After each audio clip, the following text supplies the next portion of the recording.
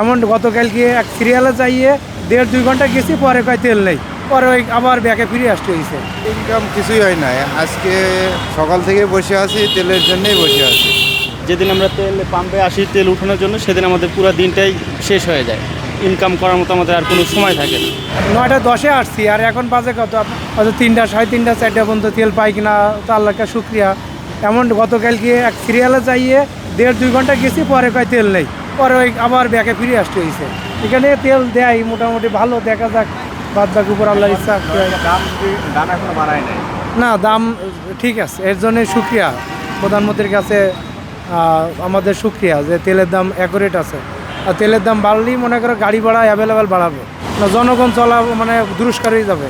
Income কিছুই হয় না, আজকে সকাল থেকে বসে আছি, তেলের জন্যই বসে আছি। তেল নাই যেহেতু বাইরে হতে পারি না, হেমায়তপুর থেকে এখানে আসছে তেলের জন্য। পাম্প 4-5টা পাম্প দেখছি, কিন্তু পাম্প তো ওদিকে তেল নাই। সংকট যদি এরকম চলতে থাকে তাহলে তো গাড়ি বন্ধ করে ঘরে বসে থাকা লাগবে। ফ্যামিলি কষ্ট তো অবশ্যই হবে, যখন ইনকাম বন্ধ হয়ে যাবে ফ্যামিলি তো না খেয়ে থাকবে।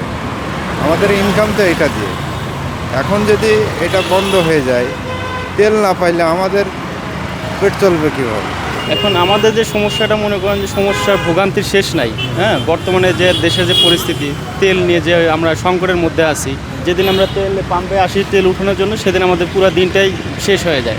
ইনকাম করার মতো আমাদের আর কোনো সময় থাকে না। হ্যাঁ, জানি না এই ভোগান্তি আমাদের কতদিন পোহাতে হবে, এভাবে আমাদের জীবন কেমনে চলবে। আমরা তো পুরাই মনে করেন যে কষ্টের মধ্যে দিন পার করতেছি বর্তমানে। হ্যাঁ, সরকারের জন্য যদি কোনো ভালো একটা পদক্ষেপ নেয়, আমাদের জন্য সবচেয়ে ভালো হয়, বেটার হয়। প্রচুর ভোগান্তি হচ্ছে আমার। আপনার 3টে, 3:30 অথবা সর্বোচ্চ 4টের ভিতর ব্যাংক বন্ধ হয়ে যায়। আমার ডেলিভারির মাল থাকে, আমার গাড়িতে মালও আছে, তেলের কারণে দিতে পারছি না। আবার স্টোরে মাল আনতে হবে, সেই মাল আইনে রেডি করে আবার কালকে দিতে হবে। এখন একদিন চলে যায় আপনার তেল নিতে। বিকাশ পেমেন্টে 10,000 টাকার বেশি অফার, শপিং চলছে তো।